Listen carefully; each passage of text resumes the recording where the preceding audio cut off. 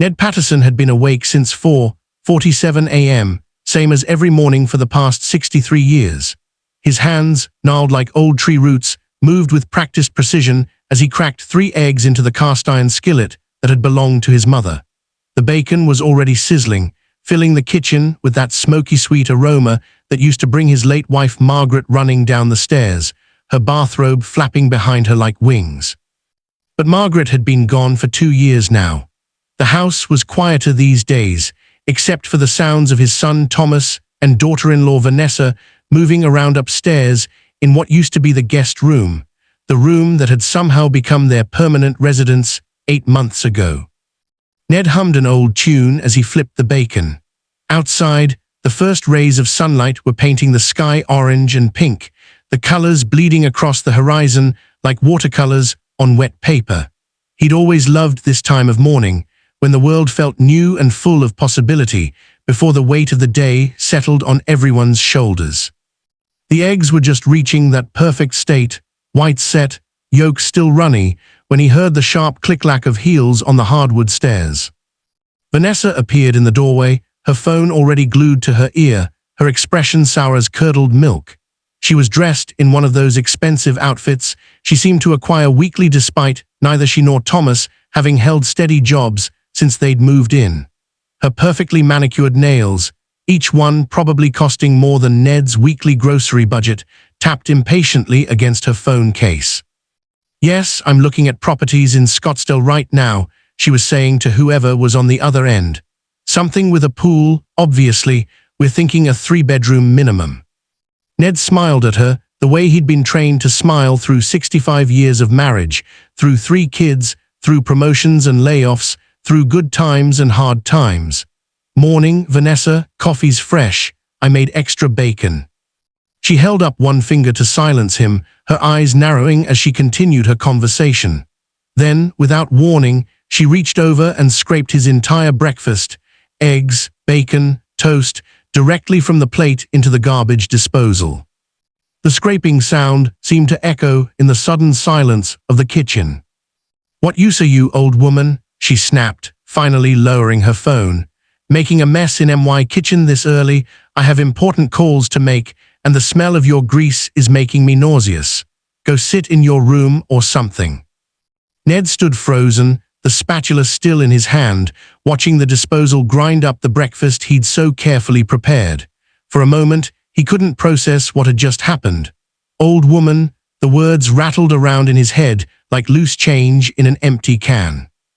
I was just making breakfast," he said softly, hating how small his voice sounded. "Well, don't." Vanessa sprayed some expensive-smelling cleaner across the stove, wiping away any evidence of his cooking. "Thomas and I are going out for brunch anyway, and we need to talk about your situation here. This house is too valuable to have you just existing in it, contributing nothing." She swept past him, leaving a cloud of perfume that made his eyes water, and disappeared into the living room, her voice rising again as she resumed her phone conversation. Ned stood in the kitchen for a long moment, staring at the skillet he'd just washed, at the empty plate, at his own reflection in the window, an old man, stooped and grey, wearing an apron that said "World's Best Grandpa" that his granddaughter had given him before she'd gone off to college and stopped calling.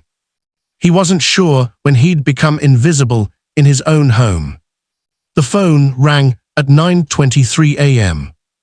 Ned was in his room, his and Margaret's room, though Vanessa had started calling it the master suite we'll renovate, sitting in the old recliner by the window. He'd been watching the birds at the feeder he'd installed last spring, trying to remember when exactly his life had tilted so far off its axis that he'd become a ghost in his own house.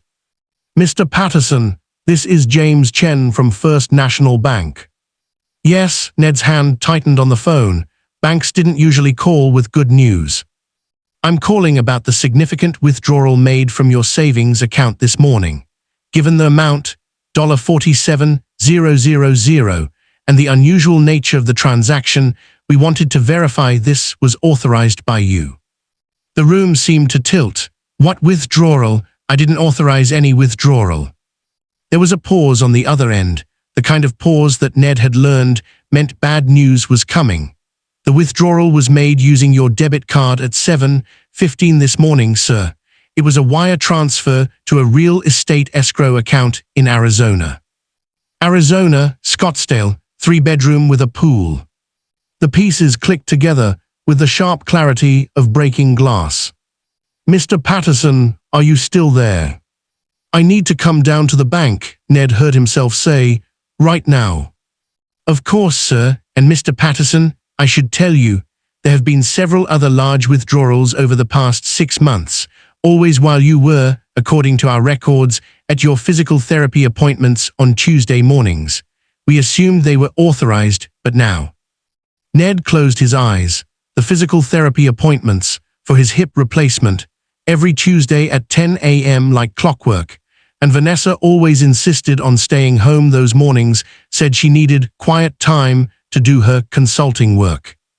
$47,000, the money he'd saved for 30 years, the money from Margaret's life insurance, the money that was supposed to be for emergencies, for his old age, for his granddaughter's wedding someday, for something that mattered. Gone. I'll be there in 20 minutes, Ned said, and his voice sounded different, stronger, like someone waking up from a long sleep. He stood up from the recliner and caught sight of himself again in the mirror above Margaret's old dresser. An old man looked back at him, yes, but maybe not a ghost, not yet. The drive to the bank was the longest 4 miles of Ned's life. His hands were steady on the wheel of his old pickup truck, the one Thomas kept saying he should sell, that he didn't need, that was taking up space in the garage. The same garage that was attached to the house that was in Ned's name, paid off with 30 years of mortgage payments from his work at the electrical plant. At the bank, James Chen was younger than Ned expected, maybe 30, with kind eyes and an earnest expression that reminded Ned of Thomas back, when his son still had dreams bigger than his wife's credit card limit. Mr. Patterson, I've pulled all the records from the past year. James spread papers across his desk like evidence at a crime scene. There have been 11 unauthorized withdrawals, totaling $164,000.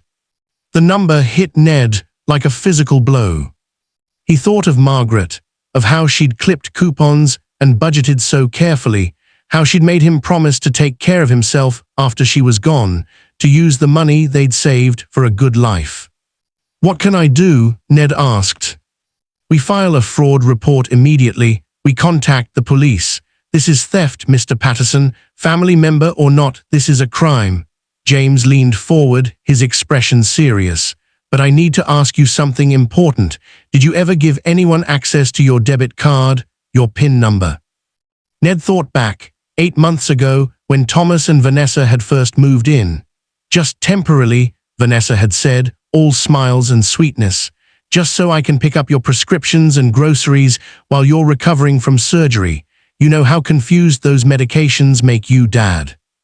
He'd never heard her call him Dad before or since. Yes, he said quietly, I gave her my card and my PIN. James nodded slowly. That complicates things legally, but it doesn't change the fact that these withdrawals were not authorized. This is still theft by deception. But Mr. Patterson, he paused, choosing his words carefully. This is your family, your son. This is going to get ugly. Ned looked down at his hands, the same hands that had held his newborn son, that had taught Thomas to throw a baseball, that had shaken his hand at his wedding to Vanessa 5 years ago. The same hands that had built this life, brick by careful brick. Some things, Ned said, are already ugly. I just couldn't see it until someone threw my breakfast in the garbage and called me useless.